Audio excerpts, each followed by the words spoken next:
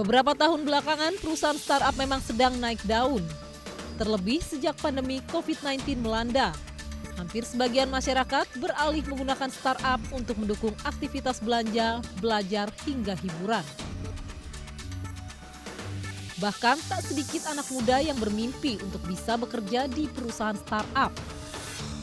Selain gaji tinggi, fasilitas memadai, bekerja di perusahaan startup seolah menjadi bagian dari gaya hidup masa kini. Ada kesan juga bahwa ini kan sebuah nampaknya agar orang memiliki persepsi bahwa ya perusahaan startup itu wah gitu loh. Dengan gaji yang besar, tadi dengan fasilitas yang wah gitu ya. Padahal kan di dalamnya juga kondisinya kan mungkin bisa jadi nggak seperti itu. Namun kini sejumlah perusahaan startup mulai tumbang diterpa badai PHK massal. Alasan yang dikemukakan pun beragam, mulai dari efisiensi hingga perubahan strategi usaha. Namun sejumlah spekulasi menyebut PHK massal yang marak di perusahaan rintisan tak lepas dari sistem persaingan tidak sehat yang selama ini diduga banyak dilakukan sejumlah perusahaan startup. Itulah yang menjelaskan kenapa GoTo atau Ruang Guru mem-PHK ribuan orangnya. Karena mereka merekrut banyak atau di industri startup sudah bakar uang banyak, tapi konsumen atau pelanggan tidak sesuai jumlahnya sesuai harapan mereka. Mau nggak mau kan mereka harus melakukan efisiensi, restrukturisasi keuangan. Itu faktor utama sebenarnya. Runtuhnya sejumlah perusahaan startup hingga harus mengurangi karyawan diduga juga sebagai akibat dari berubahnya perilaku masyarakat. Diketahui saat pandemi, perusahaan digital seolah memegang kunci persaingan di mana segala bentuk aktivitas fisik masyarakat dibatasi.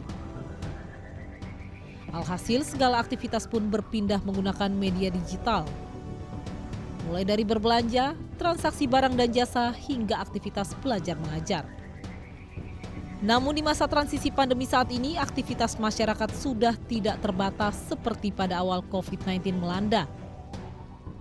Nah, saat ini kan memang bisa dikatakan mobilitas masyarakat sudah kembali normal seperti itu. Meskipun kita memang belum terbebas 100% dari pandemi, tapi mobilitas masyarakat sudah kembali normal dan ada penurunan permintaan ketika ketika pandemi masyarakat banyak mengakses atau membeli produk-produk pangan, kesehatan, kebersihan melalui platform digital. Mungkin saat ini tidak sebanyak waktu pandemi. Nah, inilah yang menyebabkan adanya penurunan. Diduga masih banyak faktor lainnya yang juga menjadi pemicu maraknya PHK massal di perusahaan e-commerce. Kedepan diprediksi badai PHK masih akan terus menghampiri perusahaan rintisan di tanah air. Pemerintah pun diminta segera turun tangan membenahi sistem manajemen perusahaan-perusahaan startup yang selama ini cenderung bersaing secara tidak sehat. Akibat berlomba menarik customer, tak sedikit pihak perusahaan yang membakar uang dengan memberikan diskon besar hingga ongkos kirim gratis. Akhirnya perusahaan pun terjebak mengejar valuasi hingga tak sadar pendanaan terus tergerus. Tadi untuk mengakuisisi pengguna, untuk menjaga loyalitas pengguna gitu ya, termasuk juga gaji-gajinya yang besar, fasilitasnya wah, ini bakar uang yang cukup besar gitu ya. Kemudian juga selain itu kita lihat tadi investasi baru udah nggak ada lagi nih. Jadi kalau misalnya dia tidak melakukan IPO, melantai di bursa, mereka kan kesulitan. Sehingga mau tidak mau duit yang ada dipakai nih untuk membiayai semuanya gitu ya. Dalam kasus PHK massal, pemerintah juga harus secepatnya turun tangan untuk memastikan hak-hak mereka yang di PHK benar-benar dipenuhi oleh pihak perusahaan. Paling penting juga harus ada standar jelas dalam proses PHK. Pemerintah perlu memastikan bahwa prosedur PHK dilakukan sesuai aturan, sehingga tidak merugikan pihak pekerja. Tentu PHK yang dilakukan oleh industri startup semua melanggar Undang-Undang Tenaga Kerja. Semua melanggar. Pertama, mereka selalu menterminologikan atau mencari istilah mitra. Jadi bukan pekerja. Ya, dibayar sesuai kedatangan, dibayar sesuai pencapaian target. Tidak ada jaminan sosial, tidak ada kepastian kerja. No job security, no social security, mungkin hanya jaminan pendapatan. ya, jaminan pendapatan. Pelanggaran yang kedua, karena dia mitra, maka pengusaha menganggap tidak tunduk kepada hukum ketenagakerjaan. Baik Undang-Undang Nomor 13 Tahun 2003 maupun Undang-Undang Omnibus Law Klaster Ketenagakerjaan. Karena dia nggak tunduk, maka PHK mudah. Easy hiring, easy firing. Gampang direkrut, gampang juga dipecat. Terkait hal ini, Kementerian Tenaga Kerja menegaskan pihaknya meminta kepada perusahaan-perusahaan startup untuk melaporkan setiap tindakan PHK yang diambil.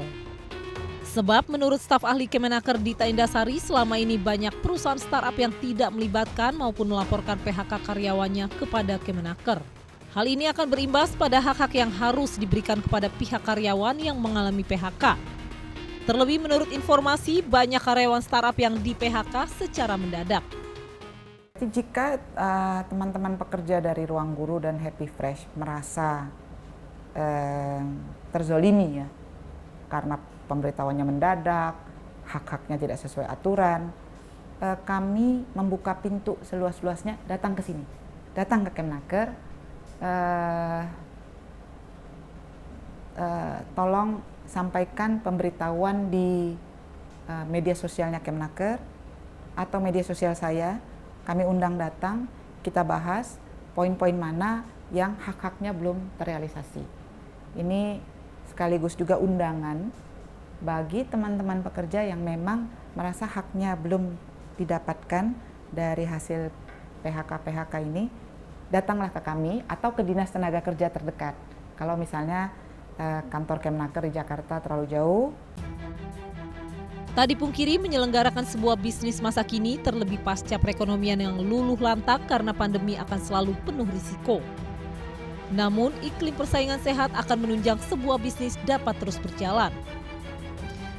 Terlebih mereka yang terkena PHK merupakan tenaga-tenaga muda potensial di masa yang akan datang. Pemerintah harus segera membuka lapangan pekerjaan baru untuk mengatasi dampak buruk dari PHK massal ini. Di samping itu, pemerintah juga perlu melakukan pembenahan regulasi terkait persaingan usaha terutama di bisnis e-commerce agar PHK massal seperti ini tidak terjadi lagi. Demikian Delik edisi minggu ini, saya Nomi Tobing dan Suryali Santoso, sampai jumpa.